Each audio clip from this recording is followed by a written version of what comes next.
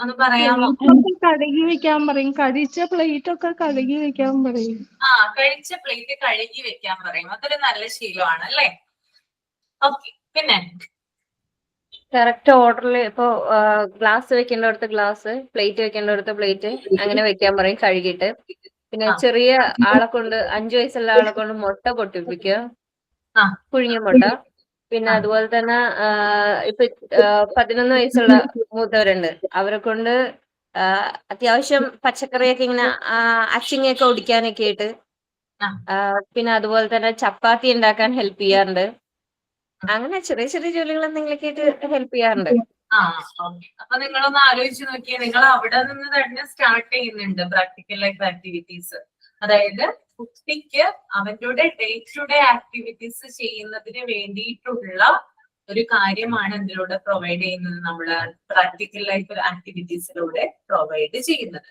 അപ്പൊ കുട്ടിക്ക് നല്ല മീനിങ് ഫുള്ളോട് കൂടി, അല്ലെങ്കിൽ നല്ല എന്താ പറയാ അർത്ഥപൂർണമായിട്ട്, അല്ലെങ്കിൽ ക്രമത്തോടു കൂടി, ഒരു ഓർഡറോട് കൂടി കുട്ടിക്ക് എന്ത് ചെയ്യുന്നു, കാര്യങ്ങൾ പഠിച്ചെടുക്കാനായിട്ട് സാധിക്കുന്നു. അപ്പൊ നമ്മള് കുഞ്ഞു കുഞ്ഞു കാര്യങ്ങൾ കുഞ്ഞുങ്ങൾക്ക് ചെയ്യാൻ കൊടുക്കുകയാണ്. ഫോർ എക്സാമ്പിൾ ഇപ്പൊ രാജേശ്വരി പറഞ്ഞല്ലോ, എന്താ പറയാ എഗ്ഗ് പൊട്ടിക്കാൻ സഹായിക്കുക, അതുപോലെ ചപ്പാത്തി പരത്താനായിട്ട് സഹായിക്കുക, പിന്നെ നേരത്തെ പറഞ്ഞതുപോലെ പാത്രം കഴുകി വെക്കുക. ഓക്കെ, പിന്നെ ചെറിയ ചെറിയ വെജിറ്റബിൾസ്, അതായത് കത്തി ഉപയോഗിച്ചിട്ടല്ലാത്ത വെജിറ്റബിൾസ് നമുക്ക് കട്ട് ചെയ്യാനായിട്ട് സാധിക്കും. നൈഫ് ഇല്ലാതെ കട്ട് ചെയ്യാൻ പറ്റും. പച്ചിങ്ങ പോലുള്ള വെജിറ്റബിൾസ് എന്ത് ചെയ്യാം, അതിന് നമുക്ക് കത്തിയുടെ ആവശ്യം വരുന്നില്ല. അപ്പൊ അതൊക്കെ അവർക്ക് എന്ത് ചെയ്യാം, അവരുടെ കൈവിരൽ ഉപയോഗിച്ച് ചെയ്യുക അല്ലെ. അപ്പൊ ഇത്തരത്തിൽ കുട്ടിയുടെ ഫൈൻ മോട്ടോർ സ്കിൽസ് ഡെവലപ്പ് ചെയ്യുന്നതിന് വേണ്ടിയിട്ടും, കുട്ടിയുടെ ഫിംഗർ മസിൽസ് ഇംപ്രൂവ് ചെയ്യുന്നതിന് വേണ്ടിയിട്ടും, കുട്ടിക്ക് കൂടുതൽ ഇൻഡിപെൻഡന്റ് ആയിട്ട് കാര്യങ്ങൾ ചെയ്യുന്നതിന് വേണ്ടിയിട്ടും, അതുപോലെ തന്നെ ഓരോ കാര്യങ്ങൾ അവൻ വളരെ ചെറുപ്പത്തിലെ പഠിച്ചെടുക്കുന്നതിന് വേണ്ടിയിട്ടും പ്രാക്ടിക്കൽ ലൈഫ് ആക്ടിവിറ്റീസ് ഹെൽപ്പ് ചെയ്യുന്നുണ്ട്. ഓക്കെ, ഇപ്പൊ ഒരു കുട്ടിയോട് നമ്മൾ പറയുവാണ്, നീ കഴിച്ച പാത്രം നീ തന്നെ കഴുകി വെക്കാൻ പറഞ്ഞാല് ചിലപ്പോ ആദ്യമൊക്കെ അവന് മടിയായിരിക്കും ചെയ്യാനായിട്ട്. പക്ഷെ അത് അവന്റെ ജീവിതത്തിന്റെ ഭാഗമായി തീർന്നു കഴിഞ്ഞാൽ, അതായത് അവനത് എപ്പോഴും ചെയ്തുകൊണ്ടിരുന്നാല് പിന്നെ വലുതാകുമ്പോഴും എന്ത് ചെയ്യും, അവനത് റിപ്പീറ്റ് ചെയ്യും അല്ലെ. അങ്ങനെ ചെയ്യുന്നത്, അല്ലെങ്കിൽ അങ്ങനെ നമ്മൾ ചെയ്യിപ്പിക്കണം. ആൺകുട്ടികളൊക്കെ ആണെങ്കിൽ പ്രത്യേകിച്ചും. പെൺകുട്ടികൾ നമുക്കറിയാം, നമ്മൾ എല്ലാവരും പെൺകുട്ടികളെ കൊണ്ട് ജോലി ചെയ്യിക്കാറുണ്ട് അല്ലെ. ചെറുപ്പത്തിലേ തുടങ്ങി നമ്മൾക്ക് ഉണ്ടാകുന്ന ഒരു ബോധമാണ് പെൺകുട്ടികൾ കല്യാണം കഴിച്ച് മറ്റു വീട്ടിലേക്ക് പോകാനുള്ളതാണ്. അപ്പൊ എന്തെങ്കിലും കാര്യങ്ങൾ പഠിച്ചെടുക്കണം. നമ്മുടെ അമ്മമാരും അതെ, നമ്മളോട് പറഞ്ഞിട്ടില്ല അങ്ങനെ, നീ മറ്റൊരു വീട്ടിൽ പോകാനുള്ളതാ, അതുകൊണ്ട് നീ ഇന്ന ജോലി ചെയ്യണം അല്ലെ. അങ്ങനെ അതായത് പഴയ കാലം മുതലേ പിന്തുടരുന്ന ഒരു രീതിയാണ്. പക്ഷെ പെൺകുട്ടികളോടൊപ്പം തന്നെ ആൺകുട്ടികളെയും നമ്മൾ എന്ത് ചെയ്തിരിക്കണം, സ്വയം പര്യാപ്തരായിട്ടിരിക്കണം. അതായത് അവരുടെ പാത്രം, അതായത് ആൺകുട്ടികൾ കഴിച്ച പാത്രമാണെങ്കിൽ അത് കഴുകി വെക്കുക, അവരുടെ ഡ്രസ്സ് ആണെങ്കിൽ അത് കഴുകിയിടുക. ഇങ്ങനെയുള്ള കാര്യങ്ങൾ ചെയ്തു കഴിഞ്ഞാൽ അവര് വലുതാകുമ്പോൾ എന്ത് ചെയ്യേണ്ട, അവർക്ക് വേറെ ആരെയും ഡിപ്പെൻഡ് ചെയ്യേണ്ട കാര്യമേ അവിടെ വരുന്നില്ല. ഓക്കെ, ഡിപ്പെൻഡ് ചെയ്യേണ്ട കാര്യമേ വരുന്നില്ല. ഇപ്പൊ അവര് നമ്മളെ വിട്ടിട്ട് പുറത്തെവിടെയെങ്കിലും പോവാണെന്ന് വിചാരിക്കും. ഇപ്പൊ കൂടുതൽ കുട്ടികൾ പോകുന്നത് പുറത്തൊക്കെയാണല്ലോ, ജോലി ചെയ്യാനും പഠിക്കാനും ഒക്കെ ആയിട്ടാണ്. അപ്പൊ അവര് പോകുമ്പോൾ അവര് എന്ത് ചെയ്യും, അവിടെ ചെന്നാലും അവർക്കത് ചെയ്യുമ്പോൾ യാതൊരു ബുദ്ധിമുട്ടോ കാര്യങ്ങളോ ഒന്നും തന്നെ ഉണ്ടാവില്ല. അവര് കഴിച്ച പാത്രം അവര് കഴുകി വെക്കുന്നു, അവരുടെ ഡ്രസ്സ് അവര് കഴുകി വെക്കുന്നു, പിന്നെ ജോലികൾ ചെയ്യുന്നു. അപ്പോ പിന്നീട്, അതായത് ശരിക്കും പറഞ്ഞാൽ അങ്ങനെ ചെയ്യുന്നത് വഴി ആൺകുട്ടികൾ, അതായത് നമ്മൾക്കറിയാം ഈ ആൺകുട്ടികൾ ഇങ്ങനെ നമ്മൾ സ്വയം പര്യാപ്തരായിട്ട് എടുക്കുന്നതിലൂടെ അവര് മാരേജ് ചെയ്യാൻ പോകുന്ന പെൺകുട്ടികൾക്ക് ശരിക്കും പറഞ്ഞാൽ ഭാഗ്യമാണ്. നിങ്ങളൊന്ന് ചിന്തിച്ചു നോക്കിയിട്ടുണ്ടോ അങ്ങനെ? ഞാനൊക്കെ ചിന്തിക്കാറുണ്ട് കേട്ടോ. ശരിയല്ലേ? അതെ, അവര് വരുന്ന, ഇപ്പോ കല്യാണം കഴിഞ്ഞ് വരുന്ന പെൺകുട്ടികളായാലും പറയും, എനിക്ക് അധികം ബേർഡൻ ഒന്നും എന്റെ ഹസ്ബൻഡ് ഉണ്ടാക്കാറില്ല, നല്ല രീതിയിൽ തന്നെ എല്ലാരും സ്വയം ചെയ്താണ് ഹസ്ബൻഡ് ശീലിച്ചു വന്നത്, അപ്പൊ അധികം പ്രശ്നങ്ങളോ കാര്യങ്ങളോ ഒന്നുമില്ല. ആ ഒരു രീതിയിൽ ചിന്തിക്കാവുന്നതാണ് അല്ലെ.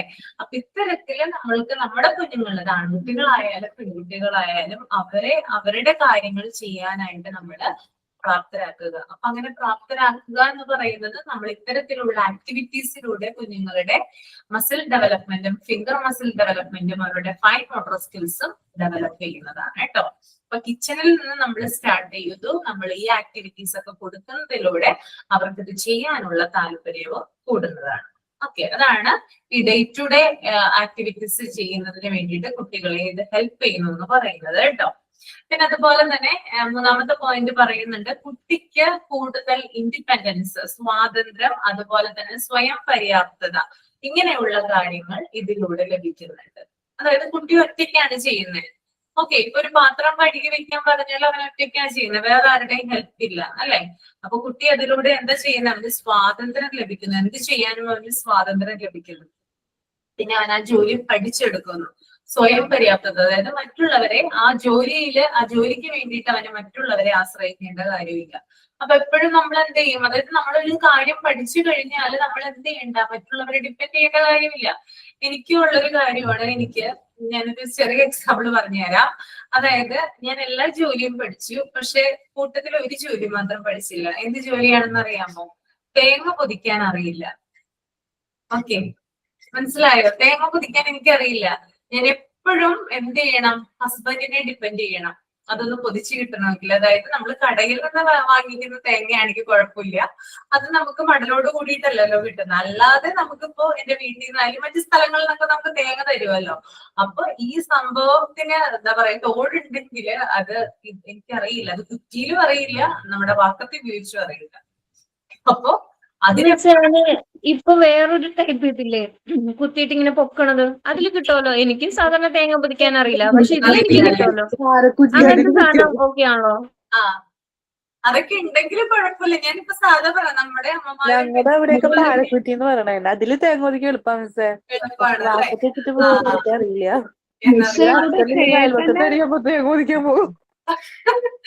അത് ഞാൻ പറഞ്ഞ റിലേറ്റ് ചെയ്തതാണ്. കാരണം ആ ഒരു കാര്യത്തിന് വേണ്ടി മാത്രം എന്ത് ചെയ്യുന്നുണ്ട്? ഹസ്ബൻഡിനെ ഡിപ്പെൻഡ് ചെയ്യാണ് ചെയ്യുന്നത്. അപ്പൊ അങ്ങനെയുള്ള കാര്യങ്ങളൊക്കെ ഒഴിവാക്കുന്നതിന് വേണ്ടിയിട്ട് നമ്മൾ സ്വയം ചെറുപ്പത്തിലെ തന്നെ നമ്മൾ അതൊക്കെ പഠിച്ചു വെച്ച് കഴിഞ്ഞാല് നമ്മൾക്ക് ആരെയും ആശ്രയിക്കേണ്ട കാര്യം വരുന്നില്ല. ഓക്കെ, അപ്പൊ കുട്ടിക്ക് ഇൻഡിപെൻഡൻസ് കിട്ടുന്നു, അതുപോലെ തന്നെ കുട്ടി സെൽഫ് ഡിപ്പെൻഡന്റ് അല്ലെങ്കിൽ ഡെവലപ്മെന്റിലേക്ക് വരും. ക്ലിയർ ആയോ? അതാണ് ആ ഇൻട്രൊഡക്ഷനിൽ പറയുന്നത് കേട്ടോ. What is practical life? Okay, ഇനി രണ്ടാമത്തേതെന്ന് പറയുന്നത് meaning and purpose of practical life ആണ് കേട്ടോ. The purpose and aim of practical life is to help the child growth, control in the coordination of his movement, and help the child to gain independence and modify to his society. Practical life exercise also aid the growth and development of the child acumen and concentration, and will turn also help the child development an orderly way of thinking. അതായത് practical life ആക്ടിവിറ്റീസിന്റെ ഉദ്ദേശം, purpose, അതുപോലെ തന്നെ അതിന്റെ objective അല്ലെങ്കിൽ അതിന്റെ ലക്ഷ്യം എന്താണെന്നാണ് പറയുന്നത് കേട്ടോ. അതില് പറയുന്ന കാര്യം എന്ന് പറഞ്ഞാൽ കുട്ടിയുടെ ചലന നിയന്ത്രണം അല്ലെങ്കിൽ വളർച്ച വികസിപ്പിക്കുക. അതായത് കുട്ടിക്ക് രണ്ട് തരത്തിലുള്ള മൂവ്മെന്റ് ഉണ്ട്. ഒന്ന് ഫൈൻ മോട്ടോർ സ്കിൽ ഉണ്ട്, രണ്ട് ഗ്രോസ് മോട്ടോർ സ്കിൽ ഉണ്ട്, അല്ലെ? എന്താണ് ഫൈൻ മോട്ടോർ സ്കില്ല്?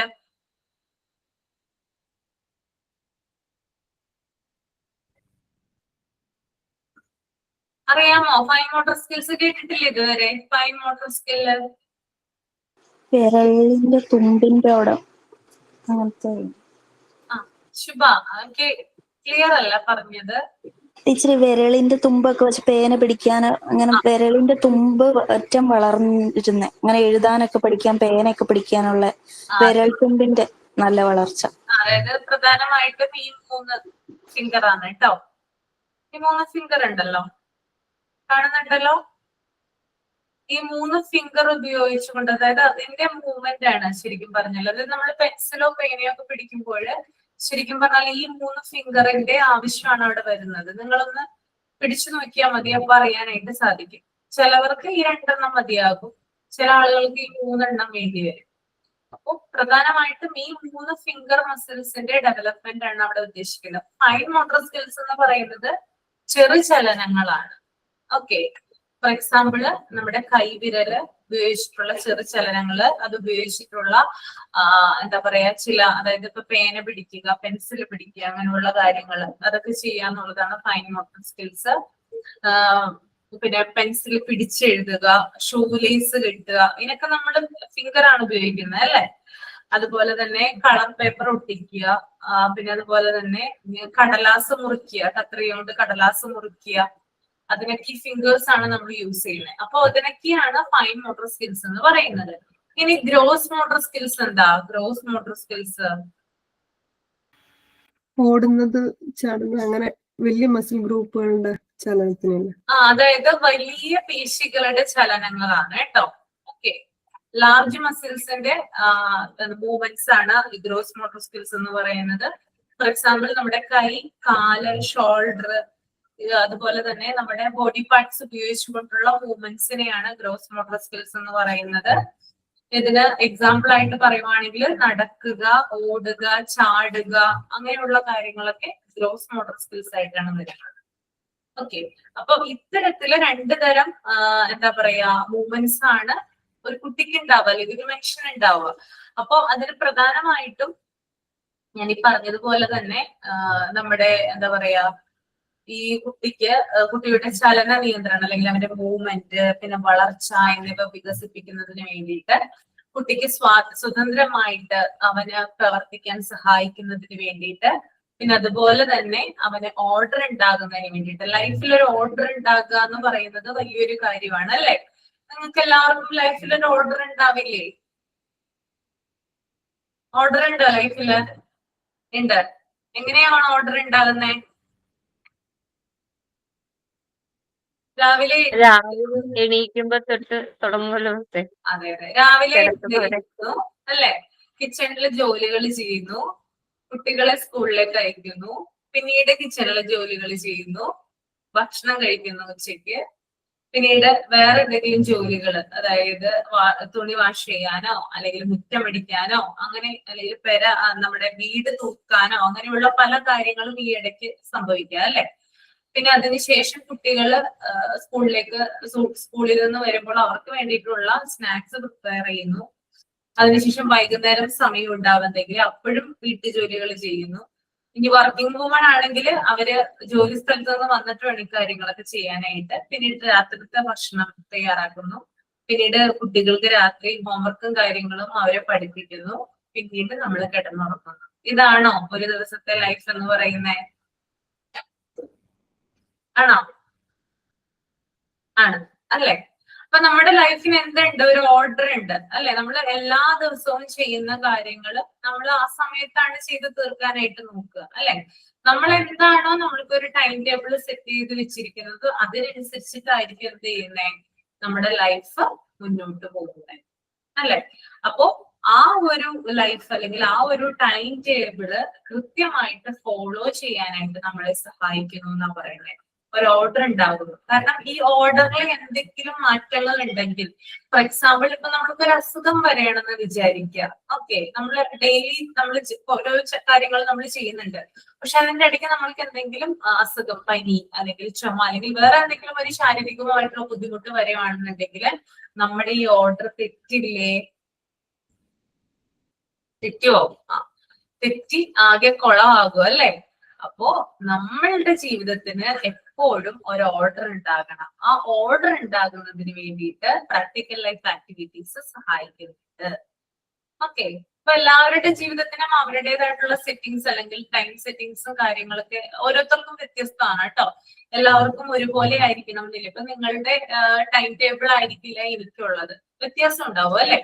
അപ്പോ അങ്ങനെ ആ ഒരു ഓർഡർ ഉണ്ടാകുന്നതിന്, പിന്നെ അതുപോലെ കുട്ടികളിൽ കോൺസെൻട്രേഷൻ വർദ്ധിക്കുന്നതിന് വേണ്ടിയിട്ട്, അവരുടെ ചിന്താശൈലി ഡെവലപ്പ് ചെയ്യുന്നതിന് വേണ്ടിയിട്ടൊക്കെ പ്രാക്ടിക്കൽ ലൈഫ് ആക്ടിവിറ്റീസ് ഹെൽപ്പ് ചെയ്യുന്നുണ്ട്. ക്ലിയർ അല്ലേ? നെക്സ്റ്റ് വായിച്ചോളൂ കേട്ടോ ഒരാള്. Benefits of practical life exercise.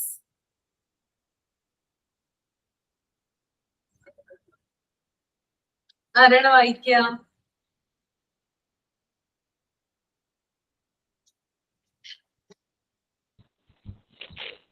ഞാൻ വായിക്കാം. ഓക്കെ, വായിച്ചോളൂ. എക്സ്പ്ലെയിൻ ചെയ്യണേ. Benefit of practical life exercise to improve in self knowledge. നമുക്ക് സ്വയമായിട്ട് മനസ്സിലാക്കാൻ പറ്റും എന്തൊക്കെയാണ് നമുക്ക് ഇംപ്രൂവ് ആയിട്ടുള്ളതെന്ന്. ഇൻക്രീസ് ഇൻ ചൈൽഡ്സ് കോൺസെൻട്രേഷൻ, കുട്ടികൾക്ക് അവരുടെ കോൺസെൻട്രേഷൻ ഇൻക്രീസ് ചെയ്യാൻ പറ്റും. Develop fine and gross motor skills, അവരുടെ ഫൈൻ ചെറിയ ചെറിയ ചലനങ്ങൾ, അതേപോലെ ഗ്രോസ് മോട്ടോർ സ്കിൽസ്, ഫിംഗേഴ്സിന്റെ ആയിട്ടുള്ള ചലനങ്ങളിലും, പിന്നെ ഗ്രോസ് മോട്ടേഴ്സ് ഓടാനും ചാടാനും അങ്ങനെയുള്ള കഴിവുകളിലൊക്കെ അവർക്ക് ഡെവലപ്മെന്റ് ഉണ്ടാവും. ഹെൽപ്പ് ചിൽഡ്രൻ ടുവേഴ്സ് ഇൻഡിപെൻഡൻസ്, കുട്ടികള് സ്വതന്ത്രരാവാൻ തുടങ്ങും. അവർക്ക് അവരുടേതായ കാര്യങ്ങൾ സ്വാതന്ത്ര്യത്തോട് കൂടിയിട്ടും ഇൻഡിപെൻഡന്റ് ആയിട്ടും ചെയ്യാൻ തുടങ്ങും. ടു ക്രിയേറ്റ് ഓർഡർ, അവരുടെ ഓർഡർ ഉണ്ടാവും. Increase A good self image, അവർക്കൊരു നല്ല ഇമേജ്, അവരെ കുറിച്ചിട്ട് തന്നെ നല്ലൊരു ധാരണ ഉണ്ടാവാൻ സഹായിക്കും. Appreciate and understand limit of his environment, അവന്റെ പരിസ്ഥിതിയെ കുറിച്ചിട്ടും അവർക്കൊരു അവബോധം ഉണ്ടാവും. Miss clear ആവണില്ലേ? ക്ലിയർ ആവുന്നുണ്ട്, പറഞ്ഞോളൂ. Develop a sense of responsibility, അവർക്കൊരു റെസ്പോൺസിബിലിറ്റി ഉത്തരവാദിത്വം, അവരുടെ ഉള്ളിലൊരു ഉത്തരവാദിത്വ ബോധം ഉണ്ടാവും. Aid the child in his constructions, നിർമ്മാണമാണ് ഓരോ കാര്യങ്ങളും ഉണ്ടാക്കാനുള്ള ഒരു സെൽഫ് കൺസ്ട്രക്ഷൻ. ഓരോന്ന് അവർക്ക് പ്രാക്ടിക്കലായിട്ട് ഉണ്ടാക്കാനുള്ള ഒരു ഐഡിയകളൊക്കെ വരും. അപ്പൊ benefits of practical life exercise എന്ന് പറഞ്ഞാൽ ടു ഇംപ്രൂവ് സെൽഫ് നോളജ്, അതായത് സ്വയം എന്താ പറയാ ഒരു സെൽഫ് നോളജ് ഇംപ്രൂവ് ചെയ്യാനായിട്ട്, അതായത് നമ്മുടെ സ്വയം ജ്ഞാനം, നമ്മൾക്ക് ഉണ്ടാകുന്ന അറിവ് മെച്ചപ്പെടുത്താനായിട്ട് സഹായിക്കുന്നു. Then increase the child concentration, കുട്ടിയുടെ ശ്രദ്ധ കൂടാനായിട്ട് ഇടയാകുന്നു. അല്ലെ, ഓരോ ആക്ടിവിറ്റീസും അവൻ ചെയ്യുമ്പോൾ അവന് ശ്രദ്ധ കൂടുവാണ് ഉണ്ടാവുന്നത്. ഇപ്പോ ഫോർ എക്സാമ്പിൾ ഇപ്പൊ കുട്ടിയോട് പറയുവാണ് ജഗ്ഗിൽ നിന്ന് അല്ലെങ്കിൽ മഗ്ഗിൽ നിന്ന് ഗ്ലാസ്സിലേക്ക് വെള്ളം പകർത്താനായിട്ട് പറയുവാണെന്ന് വിചാരിക്കുക. കുട്ടി അപ്പോ വളരെ ശ്രദ്ധിച്ച് സൂക്ഷ്മമായിട്ട് അത് ഒബ്സർവ് ചെയ്തിട്ടാണ് എന്ത് ചെയ്യുന്നത്, ആ വെള്ളം ഗ്ലാസ്സിലേക്ക് പകർത്തുന്നത്. നമ്മളെ സംബന്ധിച്ചിടത്തോളം, അതായത് നമ്മൾ വലിയവരാണ് അല്ലെ, നമ്മളെ സംബന്ധിച്ചിടത്തോളം ആ ഒരു കാര്യം അല്ലെങ്കിൽ ആ ഒരു ആക്ടിവിറ്റി എന്ന് പറയുന്നത് വളരെ എളുപ്പമാണ്, കാരണം നമ്മളത് ശീലിച്ചു വന്നവരാണ്. പക്ഷെ കുട്ടിയെ സംബന്ധിച്ച് ചിലപ്പോൾ ആദ്യമായിട്ടായിരിക്കാം അവൻ എന്ത് ചെയ്യുന്നത്, ജഗ്ഗിൽ നിന്ന് ഗ്ലാസ്സിലേക്ക് വെള്ളം പകർത്തുന്നത്. ആ സമയത്ത് അവന്റെ കോൺസെൻട്രേഷൻ എവിടെയായിരിക്കും? നിങ്ങളൊന്ന് പറഞ്ഞേ, എങ്ങോട്ടായിരിക്കും കോൺസെൻട്രേഷൻ പോകുന്നേ? വെള്ളത്തിലേക്കല്ലേ? അതായത് അവൻ ആ ചെയ്യുന്ന ആക്ടിവിറ്റിയിലോട്ടായിരിക്കും. അതായത് ജഗ്ഗിലേക്ക് പോകും, അതുപോലെ തന്നെ ഗ്ലാസ്സിലേക്കും. ഈ രണ്ട് സ്ഥലത്ത് മാത്രമായിരിക്കും അവന്റെ ഒക്കെ ശ്രദ്ധ ഉണ്ടാവുക. കാരണം വളരെയധികം സൂക്ഷിച്ചായിരിക്കും, അതായത് വെള്ളം ഒഴിക്കുന്ന സമയത്ത് ഒരു തുള്ളി പോലും പുറത്തു പോകാതെയായിരിക്കും കുഞ്ഞു വളരെ ശ്രദ്ധയോടുകൂടി ആ ആക്ടിവിറ്റി കംപ്ലീറ്റ് ചെയ്യുന്നത്. ഓക്കെ, അതുപോലെ തന്നെ develop fine and gross motor skills. ഞാൻ നേരത്തെ പറഞ്ഞിട്ടുണ്ടായിരുന്നു ഫൈൻ മോട്ടോർ സ്കിൽസ് എന്താണ്, ഗ്രോസ് മോട്ടോർ സ്കിൽസ് എന്താണെന്ന് അല്ലെ. അപ്പോ അത് രണ്ടും ഡെവലപ്പ് ചെയ്യുന്നതിന് വേണ്ടിയിട്ട് ഈ പ്രാക്ടിക്കൽ ലൈഫ് എക്സസൈസ് സഹായിക്കുന്നുണ്ട്. ഹെൽപ്പ് ചിൽഡ്രൻ ടുവാർഡ്സ് ഇൻഡിപെൻഡൻസ്, അതുപോലെ തന്നെ കുട്ടി സ്വാതന്ത്ര്യത്തിലേക്ക് നടക്കുന്നു, അതായത് എല്ലാ കാര്യങ്ങളും അവന് തനിയെ ചെയ്യാനായിട്ട് സാധിക്കുന്നു. ടു ക്രിയേറ്റ് ഓർഡർ, അതായത് അവന്റെ ലൈഫിൽ ഒരു ഓർഡർ ഉണ്ടാകുന്നു. ഓക്കെ, കൃത്യമായിട്ട് ഒരു ഓർഡർ ഉണ്ടാകുന്നു, അവൻ കൃത്യമായിട്ട് എല്ലാ കാര്യങ്ങളും ചെയ്യുന്നു. അതായത് ഇപ്പൊ രാവിലെ ഇരിക്കുവാണെങ്കിൽ കുട്ടി എഴുന്നേൽക്കുന്നു, പിന്നെ ബ്രഷ് ചെയ്യുന്നു, പിന്നീട് അവൻ കുളിക്കാനായിട്ട് പോകുന്നു, പിന്നീട് ഭക്ഷണം കഴിക്കുന്നു, പിന്നീട് ബാഗ് ഒക്കെ അറേഞ്ച് ചെയ്ത് വെക്കുന്നു, സ്കൂൾ ബസ് വരുമ്പോൾ സ്കൂളിൽ പോകുന്നു, അവിടെ കുറെ കാര്യങ്ങൾ അവൻ പഠിക്കുന്നു, ഉച്ചയ്ക്ക് ലഞ്ച് കഴിക്കുന്നു, വൈകുന്നേരം ബസ് വരുമ്പോൾ തിരികെ വരുന്നു, പിന്നീട് അവന് സ്നാക്ക് ടീയോ എന്തെങ്കിലും കഴിച്ചിട്ട് പിന്നീട് അവൻ കളിക്കാനായിട്ട് പോകുന്നു, പിന്നീട് തിരിച്ചു വന്നതിന് ശേഷം മെയിൽ കഴിയുന്നതിന് ശേഷം ഹോംവർക്ക് ചെയ്യുന്നു, പിന്നീട് ഡിന്നർ കഴിക്കുന്നു, കിടന്നുറങ്ങുന്നു. അപ്പൊ ആ ഒരു രീതിയാണ് കുഞ്ഞുങ്ങളുടെ ലൈഫിൽ ഉണ്ടാവുക. അപ്പൊ നമ്മുടെയും വലിയവരുടെയും കുഞ്ഞുങ്ങളുടെയും ലൈഫ് തമ്മിൽ വളരെയധികം വ്യത്യാസമുണ്ട്. അപ്പൊ കുഞ്ഞുങ്ങൾക്കാണെങ്കിലും എന്തുണ്ട്, ഒരു ഓർഡർ ഉണ്ട് ലൈഫിന് അല്ലെ. ആ ഓർഡർ ക്രിയേറ്റ് ചെയ്യാനായിട്ട് ഈ പ്രാക്ടിക്കൽ ലൈഫ് എക്സസൈസ് സഹായിക്കുന്നുണ്ട്. അതുപോലെ തന്നെ സെൽഫ് ഇമേജ് ഇൻക്രീസ് ചെയ്യുന്നതിന് വേണ്ടിയിട്ട് സഹായിക്കുന്നുണ്ട്. പിന്നെ അതുപോലെ തന്നെ അവന്റെ ചുറ്റുപാടുകളെ കുറിച്ച്, അതായത് അവന്റെ സറൗണ്ടിങ്സ്, അവന്റെ എൻവയൺമെന്റ്, ചുറ്റുപാടുമുള്ള ആളുകളാകാം, അല്ലെങ്കിൽ എൻവയൺമെന്റ് ആകാം, അല്ലെങ്കിൽ മറ്റ് ആനിമൽസ്, അതായത് മറ്റ് ജീവജാലങ്ങളാവാം, അവരോടൊക്കെ റെസ്പെക്ട് ചെയ്യാനും അപ്രീഷിയേറ്റ് ചെയ്യാനും അവരെ മനസ്സിലാക്കാനും കുട്ടിക്ക് സഹായിക്കുന്നുണ്ട്. Develop a sense of responsibility, അവന്റെ റെസ്പോൺസിബിലിറ്റി കൂടുന്നു. ഓക്കെ, ഓരോ ആക്ടിവിറ്റികളും അവന് ചെയ്യാനായിട്ട് കൊടുക്കുമ്പോൾ അവന്റെ റെസ്പോൺസിബിലിറ്റി അല്ലെങ്കിൽ ഉത്തരവാദിത്ത ബോധമാണ് എന്ത് ചെയ്യുന്നത്, അവിടെ കൂടിക്കൂടി വരുന്നത്. Then aid the child in his construction, അതായത് അവന്റെ കൺസ്ട്രക്റ്റീവ് മൈൻഡ് ഡെവലപ്പ് ആകുന്നു. ഇന്നലെ കഴിഞ്ഞ ദിവസം ഞാൻ ബ്രൗൺ സ്റ്റെയർ കാണിച്ചായിരുന്നോ? ബ്രൗൺ സ്റ്റെയർ കാണിച്ചായിരുന്നോ? ഇല്ലേ? ആ, ബ്രൗൺ സ്റ്റെയർ അല്ലേ? എന്താണ് ബ്രൗൺ സ്റ്റെയർ അല്ലേ? കാണിച്ചിരുന്നില്ലേ ബ്രൗൺ ആ, സ്റ്റെയർ? കാണിച്ചു കാണിച്ചു. ബ്രൗൺ സ്റ്റെയർ എന്ന് പറയുമ്പോൾ ഒരു കൺസ്ട്രക്ഷൻ ആണത് അല്ലെ? അങ്ങനെയുള്ള മൈൻഡ് അവനിൽ ഡെവലപ്പ് ചെയ്ത് വരുന്നുണ്ട്. ഓക്കെ, അപ്പൊ അതാണ് ബെനിഫിറ്റ്സ് ഓഫ് പ്രാക്ടിക്കൽ ലൈഫ് എക്സസൈസിൽ വരുന്നത് കേട്ടോ. Next one, principles of Montessori practical life materials. ഇനി നമ്മൾ പറയാനായിട്ട് പോകുന്നത് മോണ്ടിസോറി പ്രാക്ടിക്കൽ ലൈഫ് മെറ്റീരിയൽസിന്റെ അടിസ്ഥാനപരമായിട്ടുള്ള പ്രിൻസിപ്പിൾസ് എന്താണ് അല്ലെങ്കിൽ തത്വങ്ങൾ എന്താണെന്നാണ് പറയാൻ പോകുന്നത് കേട്ടോ. അപ്പൊ ഒരാളൊന്ന് റീഡ് ചെയ്യാമോ അത്? ഒരു സെക്കൻഡ് കേട്ടോ, ഒരു സെക്കൻഡ്.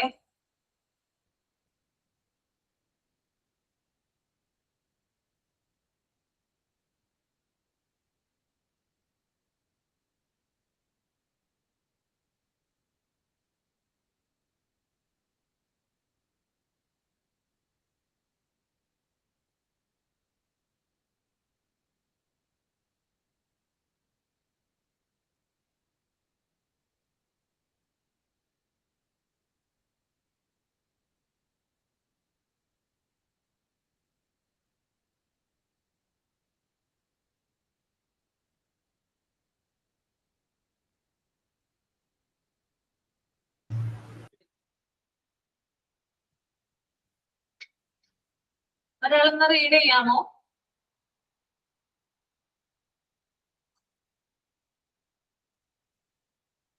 എനിവൺ? വായിക്കാത്ത ആരെങ്കിലും വായിച്ചാൽ മതി. അഞ്ജന,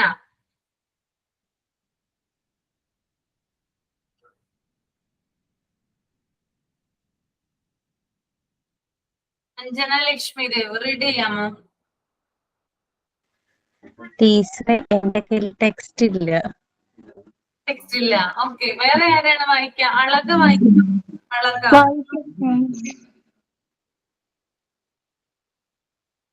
രാജലക്ഷ്മി റീഡ് ചെയ്തോളൂ കേട്ടോ.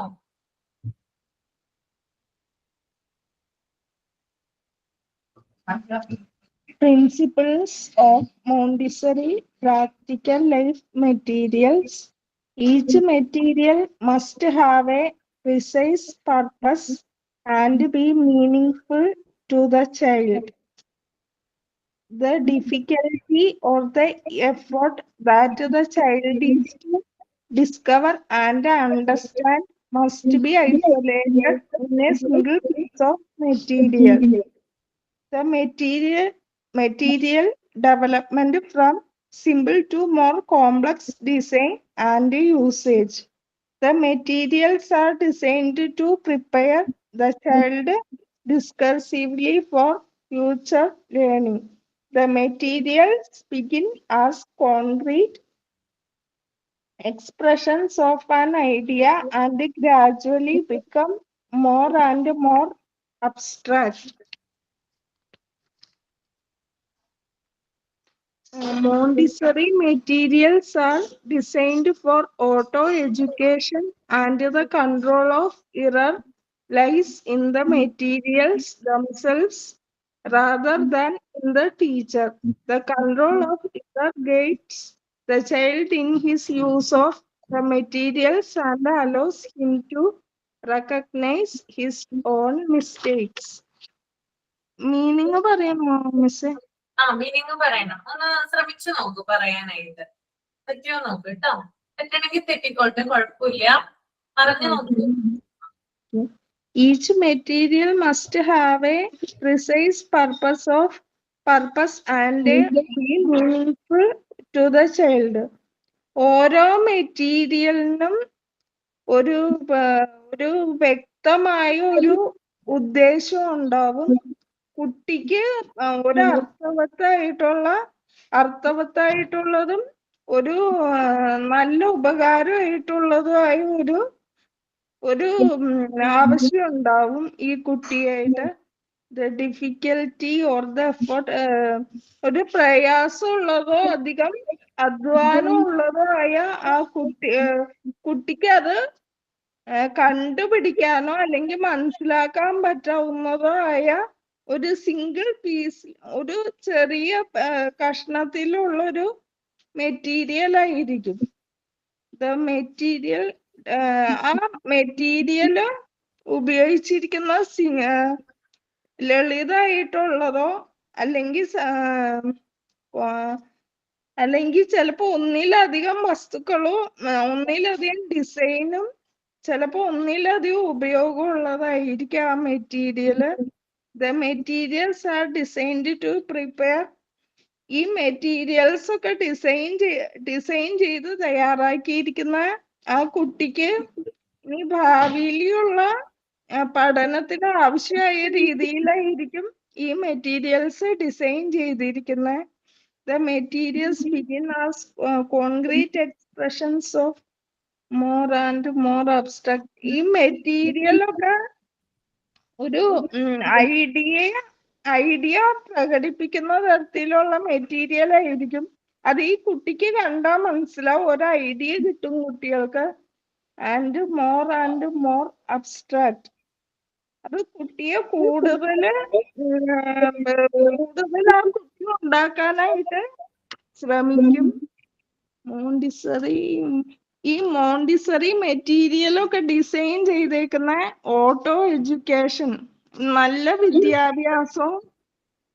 ഈ കുട്ടികള് ചിലപ്പോ അതിൽ തെറ്റ് വരുത്താം, പക്ഷെ ടീച്ചറിന് അത് ശരിയാക്കാനായിട്ട് പറ്റും. എനിക്ക് അതാ മനസ്സിലായി. ഓക്കെ, ഞാൻ വായിച്ചോളാം കേട്ടോ. Okay. Principles of Montessori practical life materials. Each material must have a precise purpose and be meaningful to the child. അതായത് ഓരോ മെറ്റീരിയൽസിനും അതിൻ്റെതായിട്ടുള്ള ലക്ഷ്യം ഉണ്ടാകും, അതിൻ്റെതായിട്ടുള്ള മീനിങ് ഉണ്ടാവും. ഇപ്പൊ നമ്മള് കഴിഞ്ഞ ദിവസം ധാരാളം, അതായത് ഞാൻ 2ൽ കൂടുതൽ മെറ്റീരിയൽസ് കാണിച്ചിട്ടുണ്ടായിരുന്നു. ജോമെട്രിക്കൽ ഷേപ്സ് കാണിച്ചു, ബ്രൗൺ സ്റ്റെയർ കാണിച്ചു, അതുപോലെ തന്നെ വേറെ എന്തോ ഒരു മെറ്റീരിയൽ കൂടി കാണിക്കുകയുണ്ടായി അല്ലെ. അപ്പൊ ഈ മെറ്റീരിയൽ എന്ന് പറഞ്ഞാൽ ഓരോന്നും വ്യത്യസ്തമാണ്, ഓരോന്നിനും അതിൻ്റെതായിട്ടുള്ള പർപ്പസ് ഉണ്ട് അല്ലെ. ഇപ്പൊ ജോമെട്രിക്കൽ ഷേപ്സ് ഞാൻ കാണിച്ചു, അതിന്റെ പർപ്പസ് എന്താ, അതിന്റെ മീനിങ് എന്താണ്? ജോമെട്രിക്കൽ ഷേപ്സ് എന്തിനാ കാണിച്ചേ? കുട്ടികൾക്ക് ഈ ഓരോ രൂപങ്ങളൊക്കെ മനസ്സിലാക്കാനായിട്ട് കുട്ടികൾക്ക് ഓരോ ഷേപ്പിനെ കുറിച്ചും അവയർനെസ് ഉണ്ടാവാൻ വേണ്ടിയിട്ടാണ്, അത് പെട്ടെന്ന് ഐഡന്റിഫൈ ചെയ്യുന്നതിന് വേണ്ടിയിട്ടാണ് ജോമെട്രിക്കൽ ഷേപ്സ് ഞാൻ കാണിച്ചത് അല്ലെ. ബ്രൗൺ സ്റ്റെയർ ഞാൻ കാണിച്ചു, അതിന്റെ ഉദ്ദേശം എന്ന് പറയുന്നത് ജോമെട്രിക്കൽ ഷേപ്സിൽ നിന്ന് വ്യത്യസ്തമാണ് അല്ലെ. അപ്പൊ ഏതൊരു മെറ്റീരിയൽ എടുക്കട്ടെ, അതായത് ഏതൊരു മോണ്ടിസോറി മെറ്റീരിയൽ എടുത്താലും ആ ഓരോ മെറ്റീരിയലിനും അതിൻ്റെതായിട്ടുള്ള പർപ്പസും അതിൻ്റെതായിട്ടുള്ള മീനിങ്ങുമാണ് ഉണ്ടാവുക. അതാണ് ഫസ്റ്റ് പോയിന്റ് പറയുന്നത് കേട്ടോ. ക്ലിയർ ആണോ? പറയുന്നത് മനസ്സിലാവുന്നില്ലേ? ഓക്കെ. രണ്ടാമത്തെ point, the difficulty or the effort that the child is to discover and understand must be isolated in a single piece of material. അതായത് നമ്മൾക്ക് ഒരു മെറ്റീരിയൽ എടുത്തു കഴിഞ്ഞാല് ആ മെറ്റീരിയല് മനസ്സിലാക്കുന്നതിന് വേണ്ടിയിട്ട് അല്ലെങ്കിൽ അതിനെ കൂടുതൽ ഐഡന്റിഫൈ ചെയ്യുന്നതിന് വേണ്ടിയിട്ട് കുറച്ച് ബുദ്ധിമുട്ടും കാര്യങ്ങളൊക്കെ ഉണ്ടാകും. ഓക്കെ. അതായത് ആദ്യമായിട്ട് നമ്മൾ ആ മെറ്റീരിയൽ പരിചയപ്പെടുമ്പോൾ ആ മെറ്റീരിയലിനെ കുറിച്ച് എല്ലാ കാര്യങ്ങളും നമുക്ക് ഓർമ്മയിൽ നിൽക്കണം എന്നില്ല. അത് നമ്മൾ പതിയെ യൂസ് ചെയ്താണ് നമ്മൾ ആ ഒരു മെറ്റീരിയലിന്റെ സിംഗിൾ പീസ് പോലും മനസ്സിലാക്കുന്നത്. ഫോർ എക്സാമ്പിൾ ബ്രൗൺ സ്റ്റെയർ ഞാൻ ഇന്നലെ പഠിപ്പിച്ചു തന്നിട്ടുണ്ടായിരുന്നു അല്ലെ. അതെന്തൊക്കെയായിരുന്നു? അതായത് സ്റ്റെയർ ആയിട്ട് 10 എണ്ണമാണ് ഉപയോഗിക്കുന്നത്. ഒരെണ്ണം കൺട്രോൾ ഓഫ് എറർ ആണ്. അതിന്റെ ഷേപ്പ്, സൈസ്, ക്രോമാറ്റിക് സെൻസ് ഇതൊക്കെയാണ് കുട്ടികളെ അട്രാക്ട് ചെയ്യുന്നതെന്ന് പറഞ്ഞു തന്നിട്ടുണ്ടായിരുന്നു. അപ്പൊ നമ്മൾക്ക് ഫസ്റ്റ് തന്നെ ഒരു മെറ്റീരിയൽ നമ്മൾ നോക്കുമ്പോൾ നമുക്ക് എല്ലാ കാര്യങ്ങളും അത് ഓർത്ത് വെക്കാനായിട്ട് പറ്റില്ല അല്ലെ. പക്ഷെ നമ്മളത് സ്ഥിരം ഉപയോഗിക്കുന്നതിലൂടെ അതിന്റെ ഓരോ പാർട്സും നമ്മൾക്ക് കൂടുതൽ വ്യക്തമായിട്ട് മനസ്സിലാക്കുന്നതായിരിക്കും. അപ്പൊ മെറ്റീരിയൽസ് നമ്മൾ അതുമായിട്ട് ഇടപഴകുമ്പോൾ നമുക്ക് കുറച്ച് ഡിഫിക്കൽട്ടി കാര്യങ്ങളൊക്കെ ഉണ്ടെങ്കിൽ പോലും നമ്മൾ പിന്നീട് ആ മെറ്റീരിയലിന്റെ ഓരോ പാർട്ടും നമ്മൾ മനസ്സിലാക്കി എടുക്കുകയാണ് ചെയ്യുന്നത്. ക്ലിയർ ആണോ?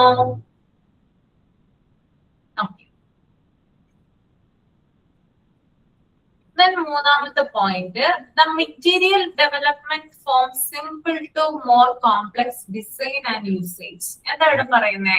അതായത് മോണ്ടിസോറി ക്ലാസ് റൂമിൽ നമ്മൾ ചെന്ന് കഴിയുമ്പോൾ മെറ്റീരിയൽസ് അറേഞ്ച് ചെയ്ത് വെച്ചിരിക്കുന്നത് സിമ്പിൾ ടു കോംപ്ലക്സ് ഫോമിലായിരിക്കും. അതായത് മോണ്ടിസോറി ക്ലാസ് റൂമിൽ ഒരു ഷെൽഫ് ഉണ്ടെന്ന് വിചാരിക്കുക. ആ ഷെൽഫില് എല്ലാ മോണ്ടിസോറി ക്ലാസ് റൂമിലും ഷെൽഫ് ഉണ്ടാകും. ആ ഷെൽഫില് മെറ്റീരിയൽസ് ആദ്യം അടക്കി വെച്ചിരിക്കുന്ന, അറേഞ്ച് ചെയ്തിരിക്കുന്ന മെറ്റീരിയൽസ് എന്ന് പറയുന്നത് സിമ്പിൾ ആയിട്ടുള്ള മെറ്റീരിയൽസ് ആയിരിക്കും. അതിനുശേഷമാണ് പിന്നീട് കോംപ്ലക്സ് ആയിട്ടുള്ള മെറ്റീരിയൽസിലേക്ക് പോകുന്നത്. അതെന്തിനാണ് അങ്ങനെ അറേഞ്ച് ചെയ്തിരിക്കുന്നത്? അതായത് ആദ്യം കുട്ടി പഠിക്കേണ്ടത് സിമ്പിൾ ഫോമിലുള്ള മെറ്റീരിയൽസ് ആണ്. അതിനുശേഷമാണ് എന്ത് പഠിക്കേണ്ടത്? കോംപ്ലക്സ് ഫോമിലുള്ള മെറ്റീരിയൽസ് പഠിക്കേണ്ടത്. So the materials are designed, അതായത് മെറ്റീരിയൽസ് എന്ന് പറയുന്നത് സിമ്പിൾ ടു കോംപ്ലക്സ് യൂസേജ് അല്ലെങ്കിൽ ഡിസൈനിലാണ് അവിടെ അറേഞ്ച് ചെയ്ത് വെച്ചിട്ടുണ്ടാവുക. ഓക്കെ, അപ്പൊ നിങ്ങളൊന്ന് നോക്കിയാൽ മതി. നിങ്ങളുടെ വീട്ടില് എന്താ പറയാ, ഷോക്കേസും കാര്യങ്ങളൊക്കെ ഉണ്ടാകും, അല്ലെങ്കിൽ കബോർഡുകളും കാര്യങ്ങളൊക്കെ ഉണ്ടാവും അല്ലെ. അപ്പൊ അതിനകത്ത് നമ്മള് ധാരാളം പാത്രങ്ങളൊക്കെ അടക്കി വെച്ചിട്ടുണ്ടാവും. ഓക്കെ, അപ്പൊ ഈ പാത്രങ്ങളൊക്കെ നമ്മൾ കൂടുതൽ വെസൽസ് ഒക്കെ നമ്മൾ അതിനകത്ത് അറേഞ്ച് ചെയ്ത് വെക്കുമ്പോൾ നമ്മൾ എന്ത് ചെയ്യും? നമ്മൾ സ്ഥിരം ഉപയോഗിക്കുന്ന വളരെ സിമ്പിൾ ആയിട്ടുള്ള പാത്രങ്ങളായിരിക്കും നമ്മൾ ആദ്യം അറേഞ്ച് ചെയ്ത് വെക്കുക. അതിനുശേഷം നമ്മൾ ഇടയ്ക്കൊക്കെ ഉപയോഗിക്കുന്ന അല്ലെങ്കിൽ നമ്മൾ അധികം യൂസേജിൽ ഇല്ലാത്ത കുറച്ചും കൂടി കോംപ്ലക്സ് ആയിട്ടുള്ള വലിയ പാത്രങ്ങളൊക്കെ ആയിരിക്കും ഏറ്റവും മുകളിൽ വെക്കുന്നത്. അങ്ങനെയാണോ ചെയ്യുന്നത്? അങ്ങനെയാണോ? അതെ, ഓക്കെ. അപ്പോ അത് തന്നെയാണ് ഇവിടെയും ഉള്ളത്. അതായത് ആദ്യം സിമ്പിൾ ആയിട്ടുള്ള മെറ്റീരിയൽസ് വെക്കുന്നു, അതിനുശേഷം കോംപ്ലക്സ് ആയിട്ടുള്ള മെറ്റീരിയൽസ് വെക്കുന്നു. ഓക്കെ, അപ്പൊ കുഞ്ഞുങ്ങൾക്ക് വളരെ പെട്ടെന്ന് എന്താ പറയാ, സിമ്പിൾ ആയിട്ടുള്ള മെറ്റീരിയൽസ് എടുത്ത് കൊണ്ടുവരുന്നതിന് വേണ്ടിയിട്ടാണ് ആദ്യം അത് അവിടെ അറേഞ്ച് ചെയ്യുന്നത് കേട്ടോ. ഓക്കെ, ദെൻ അടുത്തത് നാലാമത്തെ പോയിന്റ് ആണ്. The materials are designed to prepare the child discursively for future learning. അതായത് കുട്ടികളുടെ ഫ്യൂച്ചർ ലേണിങ്ങിനായിട്ട് ഇത് സഹായിക്കുന്നു. കുട്ടികൾക്ക് ഭാവിയിൽ അവരുടെ ഫ്യൂച്ചറിൽ വേണ്ടിയിട്ട്, അവരുടെ പഠനത്തിന് വേണ്ടിയിട്ട് ഇത് സഹായിക്കുന്നുണ്ട്. ഈ മെറ്റീരിയൽസ് ഹെൽപ്ഫുൾ ആണ്. The next point, the materials begin as concrete expressions of an idea and gradually become more abstract. അതായത് ഒരു മെറ്റീരിയൽ എന്ന് പറയുമ്പോൾ ആദ്യം നമ്മൾ വളരെ സൂക്ഷ്മമായിട്ടാണ് അത് പഠിച്ചെടുക്കുന്നത്. അല്ലെങ്കിൽ നമ്മൾ ചിലപ്പോൾ ഒരു മെറ്റീരിയൽ നോക്കി കുറെ അധികം സമയമൊക്കെ മെനക്കെട്ടിട്ടായിരിക്കും നമ്മളത് പഠിച്ചെടുക്കുന്നത്. അതായത് ആദ്യം നമ്മൾ പഠിക്കുമ്പോൾ ബ്രൗൺ സ്റ്റെയർ എന്ന് പറയുന്ന മെറ്റീരിയലിന്റെ ഒരു സിമ്പിൾ ആയിട്ടുള്ള കാര്യങ്ങളായിരിക്കും നമ്മൾ ആദ്യം പഠിച്ചെടുക്കുന്നത്. പിന്നീട് അത് എന്താ പറയാ, അബ്സ്ട്രാക്ട് ആവുന്നു. അതായത് അതിന്റെ ഡെപ്തിലുള്ള കാര്യങ്ങൾ നമ്മൾ പഠിച്ചെടുക്കുകയാണ് ചെയ്യുന്നത്. ഓരോ മെറ്റീരിയലിനും ആദ്യം നമ്മൾ ബേസിക് ആയിട്ടുള്ള അവയർനെസ് ഉണ്ടാക്കുന്നു, അതിനുശേഷം കൂടുതൽ ഡെപ്തിലേക്ക് പോകുന്നു. അപ്പോ ആ ഒരു രീതിയിൽ മെറ്റീരിയൽസ് നമ്മൾ പഠിച്ചെടുക്കുന്നുണ്ട്. Last point, Montessori materials are designed for auto education and the control of error lies in the materials themselves rather than the teacher. The control of error guides the child in his use of the materials and allows him to recognize his own mistakes. അതായത് Montessori material കുട്ടികൾ കൈകാര്യം ചെയ്യുമ്പോൾ auto education, അതായത് അവർ സ്വയം എല്ലാ കാര്യങ്ങളും പഠിച്ചെടുക്കുകയാണ് ചെയ്യുന്നത്. പിന്നെ അവിടെ കൺട്രോൾ ഓഫ് എറർ എന്ന് പറയുന്ന ഒരു കാര്യം ഉണ്ടാവും അല്ലെ. നമ്മൾ ബ്രൗൺ സ്റ്റെയറിൽ കണ്ടായിരുന്നു control of error.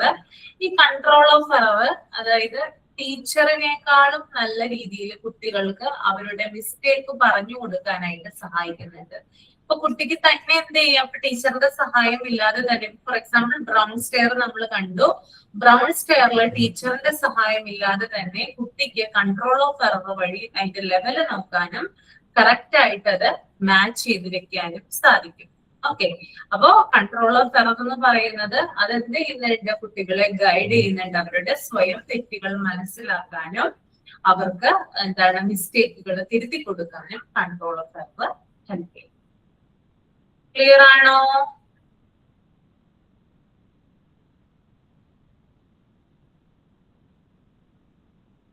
Next page ഒന്ന് റീഡ് ചെയ്തോളൂ കേട്ടോ.